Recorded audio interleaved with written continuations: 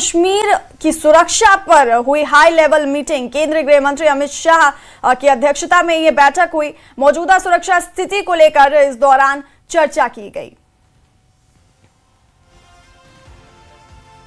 जम्मू कश्मीर की सुरक्षा पर हाई लेवल मीटिंग की गई कल और केंद्रीय गृह मंत्री अमित शाह की अध्यक्षता में यह बैठक हुई और इस दौरान जो मौजूदा सुरक्षा स्थिति है उसको लेकर के चर्चा की गई।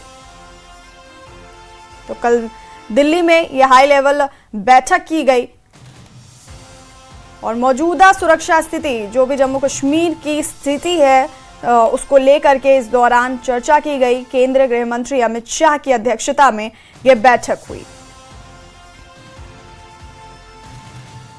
तो बड़ी खबर आपको बता रहे हैं, दिल्ली में जम्मू कश्मीर की सुरक्षा पर हाई लेवल मीटिंग की गई। केंद्रीय गृह मंत्री अमित शाह की अध्यक्षता में यह बैठक हुई और मौजूदा सुरक्षा स्थिति को लेकर के इस दौरान चर्चा की गई।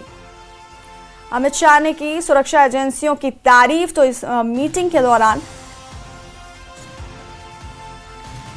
ये सुरक्षा स्थिति को लेकर के चर्चा हुई और दिल्ली में कल ये हाई लेवल बैठक हुई। केंद्रीय गृह मंत्री अमित शाह ने इस बैठक की अध्यक्षता की।